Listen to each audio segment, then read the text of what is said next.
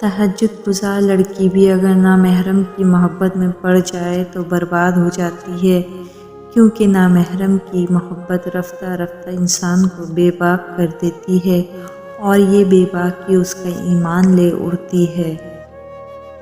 مطلب کہ کشتی پر سوار لوگ بہت جلد مخلص لوگوں سے بچھڑ جاتے ہیں۔ خالق کے خیال کو چھوڑ کر مخلوق کے خیال میں گم رہنے والا انسان دین و دنیا کے خسارے میں رہتا ہے۔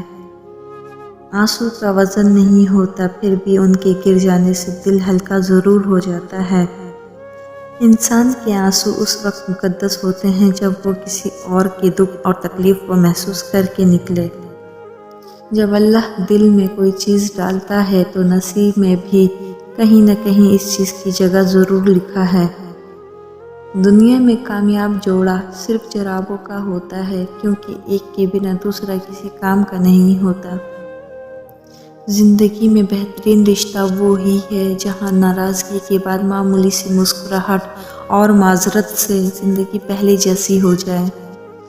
یا اللہ، مجھے مکہ کی اذان سننا، مکہ کا زمزم پینا، مکہ میں نماز ادا کرنا نصیب فرما، آمین۔ وہ آزماتا بھی اور نوازتا بھی ہے، اس کا ہر انداز خوبصورت ہے، کیونکہ وہ رحمان ہے، رحیم ہے۔ ابھی موقع ہے چونکہ اعمال نامے لکھے ہوئے ہیں، قلم چل رہے ہیں، بدن تندرست و توانا ہے، زبان آزاد ہے، توبہ سنی جا سکتی ہے اور اعمال قبول کیے جا سکتے ہیں۔ من چاہی عورت میں خدا نے بڑی شفا رکھی ہے، اس کے بس چھو لینے سے ہی مرد کی ساری تھکاوٹ دور ہو جاتی ہے۔ کسی کا دل دکھانے کے بعد بہتر ہوگا آپ بھی اپنی باری کا انتظار کریں۔ اللہ سے اس قدر قریب ہو جاؤ کہ تم دعا مانگو تو فرشتے آمین کہیں۔ والدین کی دی گئی آزادی آپ کے پاس ایک امانت ہے، اس میں کبھی خیانت مت کیجیے گا۔ زندگی آزمائشوں کا سمندر ہے، کسی سے لے کر آزمایا جاتا ہے تو کسی کو بے تحاشا دے کر آزمایا جاتا ہے، بس کہیں صبر کی اور کہیں شکر کی آزمائش ہے۔ اللہ جب تمہارے پاس کچھ بھی نہ رہے تب بھی یقین رکھنا کہ تمہارے پاس اللہ ہے۔ درد کتنا بھی ہو اللہ کے آگے رونے سے سکون میں بدل جاتا ہے۔